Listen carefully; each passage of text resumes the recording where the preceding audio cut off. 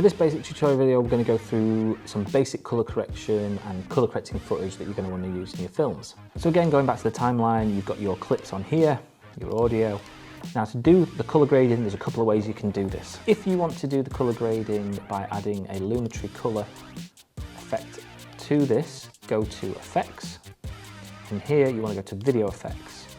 And for colour correction, it's all within the colour correction section. And add the Lumetri colour by clicking on it, holding and dragging to your clip. To then affect that clip, double click it, go to Effects Control, and in here you will see the Lumetri colour option.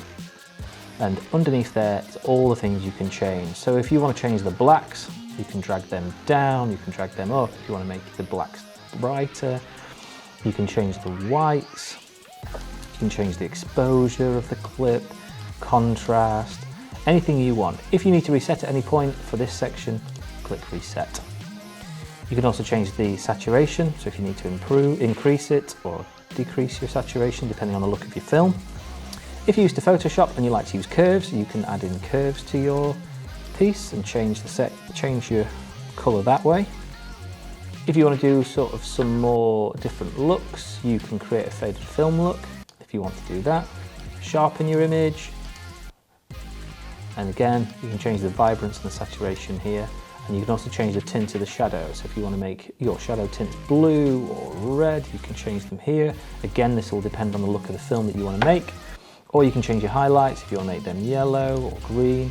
When you start to get really into making your films and you start using colour theory within your work, this is the sort of part of the edit that you're going to want to mess around with colours to represent the mood of your film. If you want to see the difference that you've made within clips, you have the effects key here. If you click the effects key, it will remove anything to do with the Lumetri colour, and as you can see, it's all gone greyed out here. But you can see that this has gone back to the original clip. If you click to turn it back on, you can see the changes that you've made. And so it's a good way of just seeing how you've made a difference.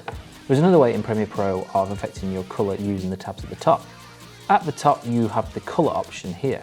And if you click colour, you'll see that your Lumetri colour comes up here. You've also got what's called a Lumetri Scope. If you click on the clip, it will then highlight the Lumetri colour options. If you keep an eye on the Lumetri Scope, your changes here will affect the Lumetri Scope. And what the Lumetri Scope basically shows you is the difference between the darks and the lights within the shot.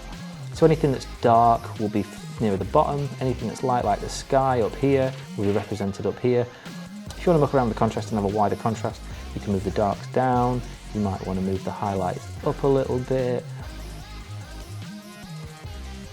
you might want to move the shadows down, and then you get a much more contrasted shot. That's shown by the amount that's shown within the Lumetri Scope and how there's a wider option. So if I turn that off, that's how it was originally, and that's how it is now.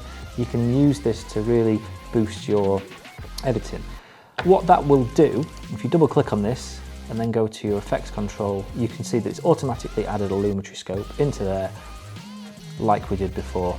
So that's the real basics of just doing a bit of colour grading to your footage, just to bring, no, it's colour correction. That's the basics of doing a tiny bit of colour correction, and we'll go into more detail of colour correction and colour grading and how you can use that in your films in a later video.